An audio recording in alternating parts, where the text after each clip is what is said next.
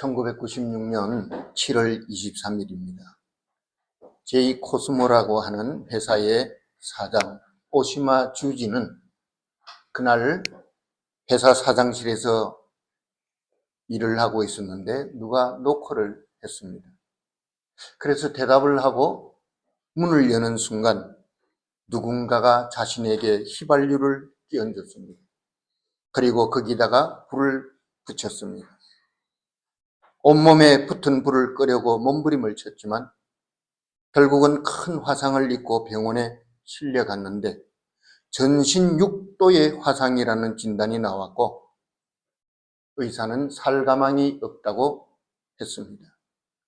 그러나 그 후로 5번의 최악의 위기 상황을 넘기면서 10몇 번의 수술을 거치면서 겨우겨우 목숨을 건졌지만 그야말로 살아도 산 목숨이 아니었습니다. 거기다가 회사는 부도 직전까지 몰린 상황이었습니다. 기적처럼 목숨은 건졌지만 불에 타서 손가락이 다 녹아 없어진 그 오른팔을 이제는 또 잘라내야 한다고 했습니다.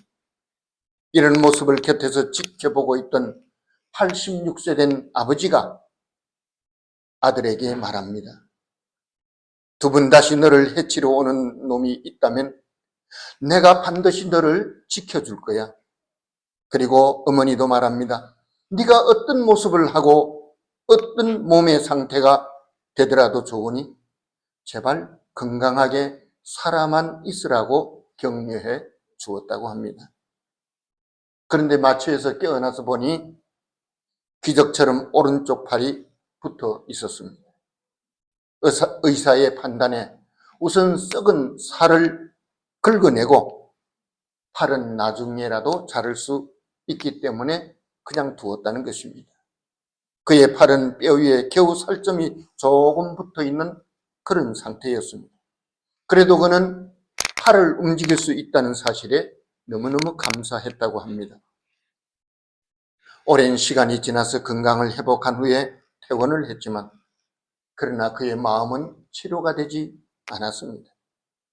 자신을 이렇게 만든 범인을 도무지 용서할 수가 없었기 때문입니다.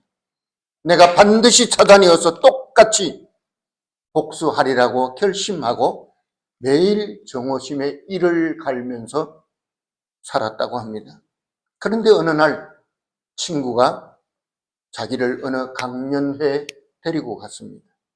그리고는 그는 그곳에서 충격을 받았습니다. 그것은 강사의 한마디의 말 때문이었습니다. 인간은 제 인생에서 자기 성격에 맞는 사람들을 만난다는 것입니다. 그 말을 듣고는 내가 이런 재앙을 만난 것은 내 몸에 불을 붙인 자의 범인의 탓이 아니라 내 성격이 너무너무 잘못되었기 때문에 그로 인해서 내가 너무나도 많은 적들을 만들고 말았다는 사실을 깨닫게 된 것입니다.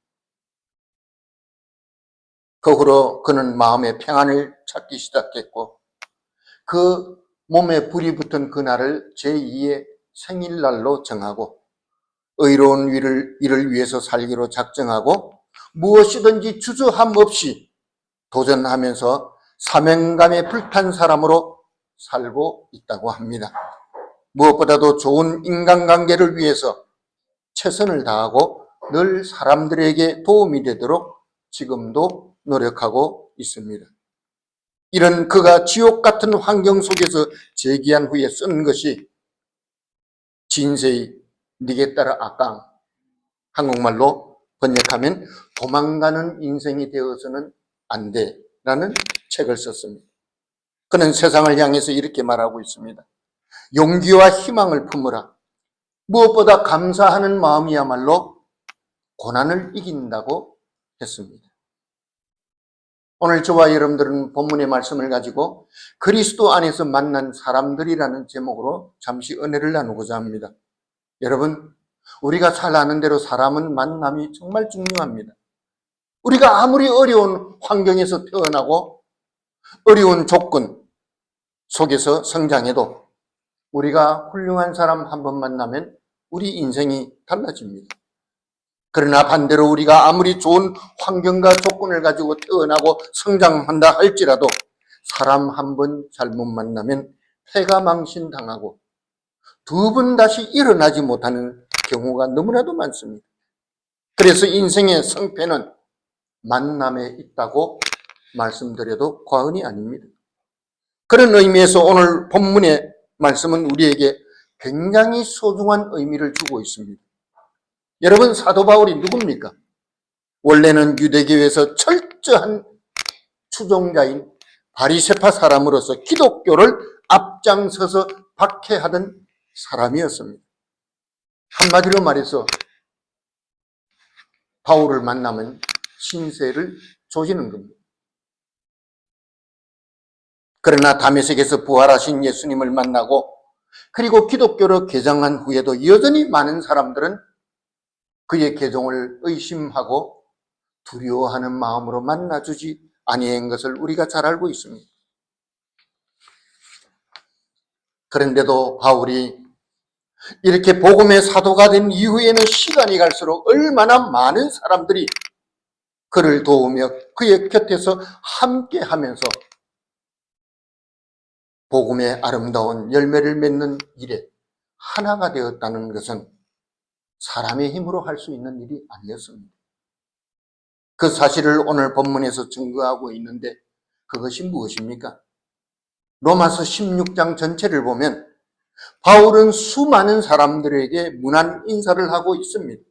그런데 특징이 뭡니까? 주 안에서 혹은 그리스도 안에서라는 수식어를 사람들 이름 앞에 반드시 붙이고 있다는 사실입니다. 우리가 잘 아는 대로 인간이란 존재는, 인생은 관계로 평가가 됩니다. 그 사람의 친구가 어떤 사람들인가? 그 집안의 부모나 형제들이 어떤 사람인가? 저 사람이 지금 어떤 사람들을 만나고 있는가? 그래서 우리는 유명한 사람을 만나기를 좋아합니다. 권세 있는 사람하고 무슨 끈앞풀이라도 연결되기를 원합니다. 함께 이름을 올리고 함께 기념사진을 촬영하는 것도 대단한 무슨 이력처럼 그렇게 생각을 합니다. 인생의 큰 자랑으로 여기죠. 내가 어디에 유명한 회사 사장하고 나는 친구다. 국회의원 아무개는 나하고 같이 밥도 먹는 사람이야. 사진도 보여주죠. 그러나 저는 오늘 여기 본문에 기록된 사도 바울이 기억하는 이름들은 그런 세상 사람들이 기억하고 즐거워하고 자랑하는 그런 이름과는 전혀 다르다는 사실을 말씀드립니다. 그 이유가 뭡니까? 이 사람들은 다 세상에서 만난 사람들이 아니라 그리스도 안에서 만난 사람들이기 때문입니다. 그리스도 안에서 만나고 그리스도 안에서 인연을 맺고 함께 그리스도의 십자가의 복음을 증거하는 사람들로 수고했기 때문입니다. 오늘 본문은 8절에 보니까 암블리아가 나옵니다. 9절에 가면 우르바누라는 사람이 나옵니다. 11절에 가면 나기수라는 이름, 그리고 14절과 15절에 나오는 이 이름들이 대부분이 누구냐면 노예 출신들입니다. 그들은 세상에서 도무지 소망이 없는 인생들이었습니다. 당시 로마 시대는 노예하면 어떤 가치가 주어집니까? 자기 집에 기르는 짐승이나 자기 집에 놓아둔 가구 정도로 여겼습니다. 그래서 주인이 마음대로 죽여도 아무런 법 제재를 받지 않습니다. 노예는 한마디로 말해서 인격도 주권도 자유도 없는, 정말 집에 있는 닭이나 강아지나 고양이 같은 존재입니다. 그런데 이런 인생들이라도 십자가의 복음을 듣고 예수 그리스도를 믿고 구원받게 되니까 그 존재 가치가 달라졌다는 거죠. 어느 정도입니까? 그 당시 기독교의 핵심과 같은 존재인 사도 바울이 그들의 이름을 기억하고 문안하고 있다는 사실입니다. 그것도 내 사랑하는 암블리아라고 했습니다. 우리의 동력자인 우르바노라고 했습니다. 10절에는 그리스도 안에서 인정함을 받은 아벨레에게 문안하라고 했습니다. 그런데 여기서 인정받는다는 뜻은 헬라어로 도키몬이라고 하는데, 이거는 불 속에 넣어서 재련한 금과 같은 것이라는 뜻을 가지고 있습니다. 다시 말해서 사람들에게 호의적인 판단을 받고 좋은 평가를 받는 사람이라는 것을 의미하는 것입니다. 노예 출신이라도, 사람들에게 인간적인 대접을 받지 못하는 그런 사람이라도 그리스도 안에 있기만 하면 사도 바울과 함께 이 복음을 위해서 통역할 수 있었다는 사실과 그리스도의 멍에를 함께 매는 것을 기뻐하고 그것을 영광스럽게 여겼다는 사실입니다. 여러분, 기독교 초기 사회는 어땠습니까? 박해가 심했습니다. 그래서 믿음을 지킨다는 것은 너무너무 어려운 일이었습니다. 오늘 누가 교회에 오면 죽인다는 사람 있었어요? 예수 믿으면 재산을 다 빼앗아 간다는 사람이 있습니까? 우리는 우리 의지에 아무런 제재를 받지 않고 이 자리에 나와서 예배하고 있는 거죠. 얼마나 감사한 일인 줄 깨닫기 바랍니다. 그러나 그 당시는 달랐습니다. 이런 상황에서 그들이 교회를 중심으로 사람들에게 인정받는다는 것은 결코 쉬운 일이 아니었습니다. 세상도 우리 그렇죠. 인정을 받아야 사회적으로 성공할 수가 있습니다. 그런데 교회 안에는 더합니다, 여러분. 교회 안에서 신앙과 인격이 인정받는 것은 굉장히 어렵습니다. 우선 믿음이 열정적이어야 하고, 적어도 영적으로 성령 충만해야 해서 다른 사람들을 가르치고 지도하고 이끌어주고 위로해주고 소망을 가져다 줄 수 있는 그런 힘이 내 안에 있어야 됩니다. 또한 인격이나 말이나 생활에서 모든 사람들의 모범이 되어야 됩니다. 사실 제가 40여 년을 한 교회에서 목회하면서 느끼는 것은 세상에서 인정받는 것보다 교회에서 인정받는 것이 더 어렵다는 것을 몸으로 체험했습니다. 사도 바울이 데살로니가 교회 편지를 보내면서 그 교회 성도들에게 기쁜 마음으로 감사하는 것을 볼 수 있습니다. 데살로니가전서 1장 3절에 이렇게 쓰여 있습니다. 너희 믿음의 역사와 사랑의 수고와 우리 주 예수 그리스도에 대한 소망의 인내를 우리 하나님 아버지 앞에서 끊임없이 기억한다 그랬습니다. 여러분, 그 당시에 데살로니가 교회 상황이 어떤 줄 아십니까? 6절 7절에 가서 이렇게 말합니다. 또 너희는 많은 환난 가운데서 성령의 기쁨으로 말씀을 받아 우리와 주를 본받은 자가 되었으니 그러므로 너희가 마게도냐와 아가야에 있는 모든 믿는 자의 본이 되었다 그랬습니다. 많은 고난, 많은 환난 속에서도 흔들리지 않고 하나님의 거룩한 백성으로서 모든 많은 지역의 사람들에게 모범이 되었다. 이게 쉬운 일입니까? 믿음을 지키기 위해서 그들은 고난과 박해의 산을 많이 넘었다는 말입니다. 코로나 팬데믹으로 사람들이 어려움을 당할 때 전도해서 교회 나오라 그러면 깜짝 놀라죠. 코로나에 감염될까 봐. 그래서 어떤 교회들은 아예 교회를 문을 폐쇄하고 쉬는 교회들도 들어 있었습니다. 일주일에 한 번 겨우 살짝 예배드리고 도망가듯이 가버리는, 그렇게 예배하는 교회들도 많았습니다. 그리고 교회 나오라고 하면은 코로나 핑계대고 교회를 안 옵니다. 그런데 이 팬데믹이 끝나고 방역이 해제되고 나니까 이제 코로나가 문제가 안 되잖아요. 그러면 교회 오셔야죠. 그런데 코로나 때문에 해야 할 일 못하고 벌어야 할 돈을 못 벌었으니까 이제는 어떻게 해요? 일을 해야 되는 거예요. 일을 해요. 바빠서 이제는 교회 못 나온다는 겁니다. 그동안에 벌지 못했던 돈도 벌어야 하고 그동안 하지 못했던 일들도 해야 하니까 몸이 두 개라도 모자라는 상황인데 어떻게 교회에 나와서 앉아서 이렇게 예배를 드릴 수가 있겠습니까? 여러분, 과연 이런 사람들에게 교회가 무엇을 기대할 수가 있겠느냐 하는 것입니다. 그러나 주님의 사랑과 은혜를 입은 참 믿음의 사람들은 절대로 그렇지 않습니다. 도리어 교회가 어려움을 당하고 위기를 만나면 자신들의 참 믿음이 나타나는 것입니다.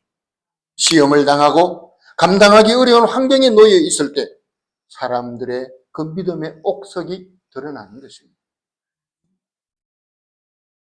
그리고 10절에 가보면 아리스도블로라는 사람이 나오는데, 이 사람은 그 당시 헤롯 왕의 손자입니다. 증손자로 알려진 인물입니다. 악마와 같은 그릇 헤롯에게도 십자가 복음으로 구원받는 하나님의 백성이 있었다는 것이 참 놀라운 일입니다. 11절에 가면 나기스라고 하는 노예 이름이 나오는데, 기록에 의하면 이 사람은 글라우디오 황제의 특명에 의해서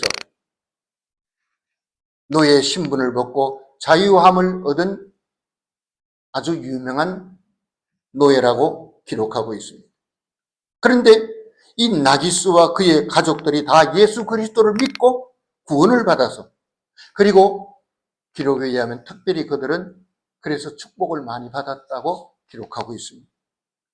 또 13절에 나오는 루포라는 인물, 루포가 누군지 혹시 아십니까? 네.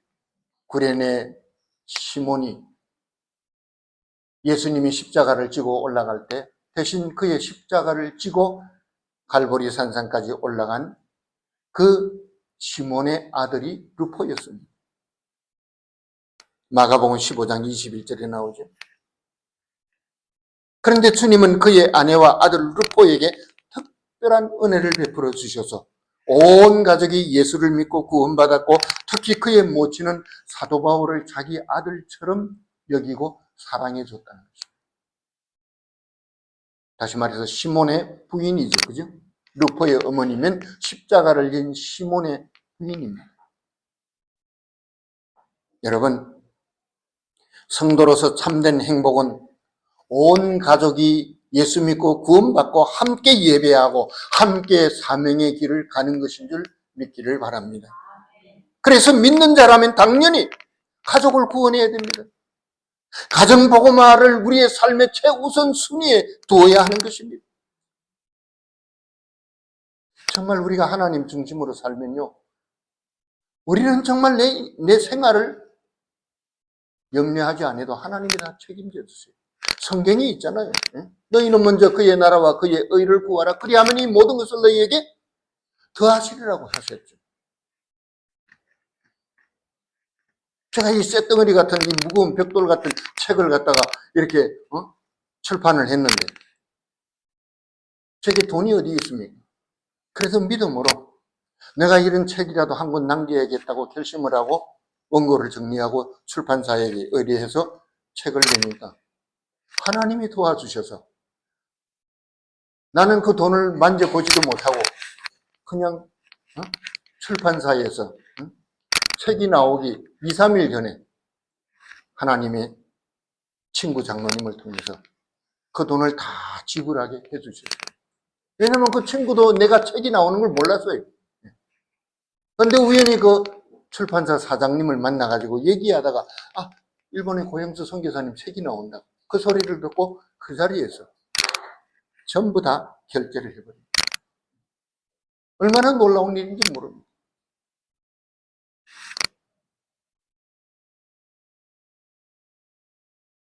계속해서 본문 13절에 보니까 이 사람들을 가리켜서 주 안에서 택하심을 받은 사람들이라 그랬습니다.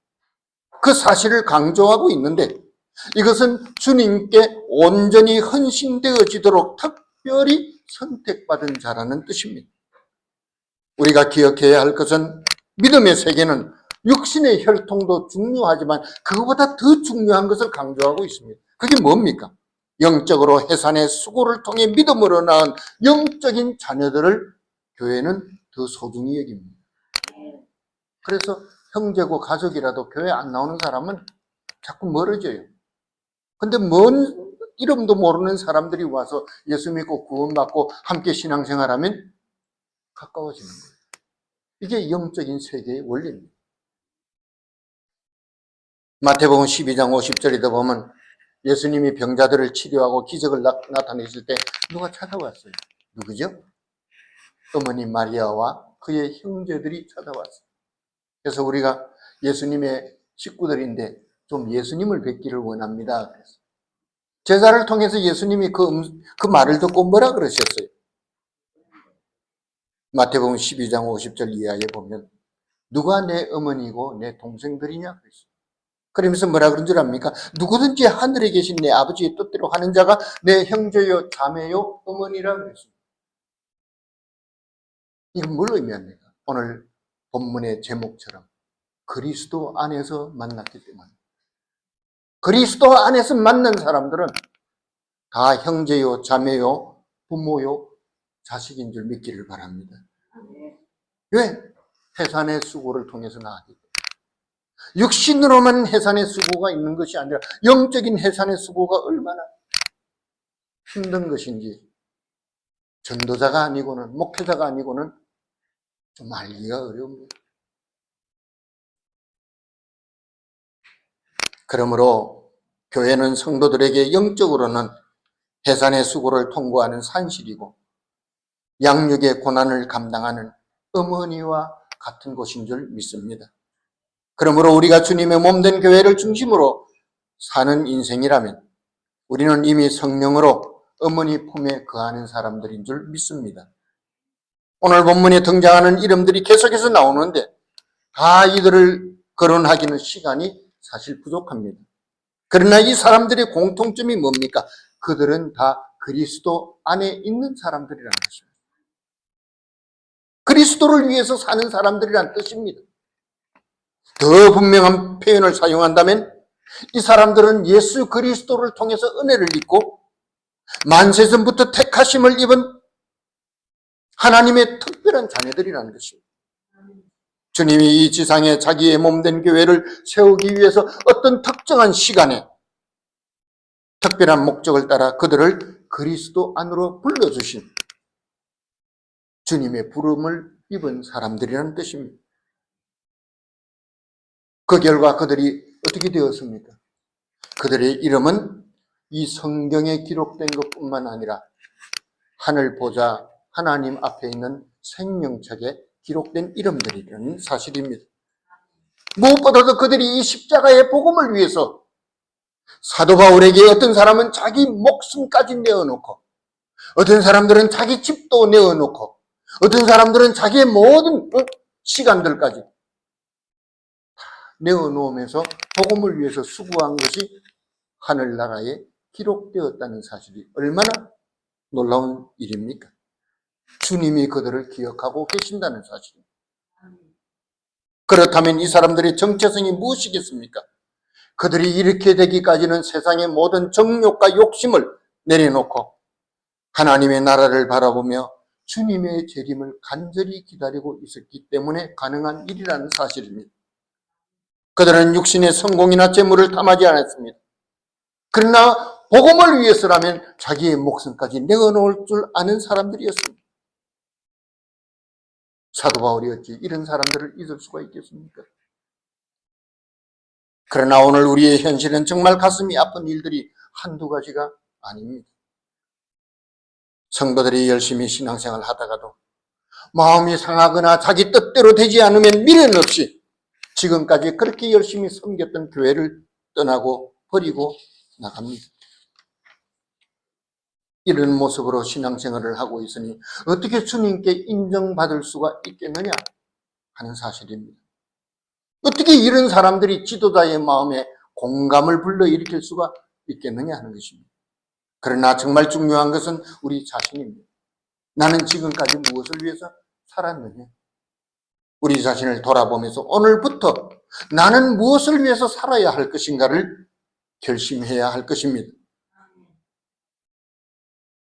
16장 로마서 16장 3절에 나오는 브리스가와 아굴라 이 부부는 전도자 바울을 위해서 자신들의 목숨도 내어놓은 사람들이라고 기록하고 있습니다. 오늘 보면 14절과 15절에 가서는 그들과 함께 있는 형제 혹은 성도라고 하는 이 말이 뭔 줄 아십니까? 이 사람들을 중심으로 그들의 가정에서 모이는 가정교회가 있었다는 것을 의미하는 것입니다. 자기들의 집을 개방해서 거기서 사람들끼리 모여서 예배하고 성도들의 교제를 통해서 하나님을 기쁘시게 하는 영적인 공동체를 만들고 있었다는 것입니다. 자기 집을 내어놓지 않고는 이런 일이 불가능한 일입니다. 그 대표적인 것이 사도행전에 나오는 마가의 다락방이죠. 그 마가의 다락방은 너무너무 넓고 커서 사람들이 120명 이상씩 모여도 되는 그런 큰 집이었습니다. 그리고 사도행전 16장 40절에 보면 빌립보의 루디아의 집이 또 그런 곳이었습니다. 에베소의 브리스가와 아굴라 부부의 집이 또 그런 가정교회였습니다. 이 사람들은 단순하게 바울이라는 인간을 도운 것은 아닙니다. 그들은 바울을 통해서 하나님을 돕고 하나님을 섬기는 사람들이었습니다. 다시 말해서 예수 그리스도의 십자가의 복음을 위해서 살았던 사람들이라. 이렇게 될 수 있었던 비결이 있다면 그들은 한결같이 그리스도 안에 있었기 때문에. 여러분들 어디에 있습니까? 그리스도 아닙니까? 그리스도 밖입니까? 여러분들도 그리스도 안에 있는 줄 믿습니다. 지금은 마지막 시대로 환란의 때입니다. 우리가 살고 있는 이 시대, 이 환란의 시대에 우왕좌왕하는 세상 사람들, 이 사람들을 살리는 것은 먼저 믿는 우리가 그리스도 안에 머물면서 그의 몸된 교회를 떠나지 않는 것이 첫 번째 비결입니다. 그래서 저에게 욕심이 있다면 이 오사카 중앙교회가 오늘 본문에 기록된 사람들처럼 복음을 위해서라면 생명이나 재물이나 청춘까지 다 주님께 드릴 수 있는 그런 사명자들을 중심으로 일본 복음화와 세계 선교의 역사를 이루는 그런 교회가 되기를 원합니다. 그래서 세계 선교의 중심에는 이 오사카 중앙교회가 있고 일본 복음화를 위해서 로마서 16장에 기록된 이런 인물들로 넘치는 그런 교회가 되기를 소원합니다. 이제 우리 마지막으로 마태복음 28장 18절부터 20절을 찾아서 합독하면서 말씀을 마치고자 합니다. 마태복음 28장 18절로부터 20절의 말씀입니다.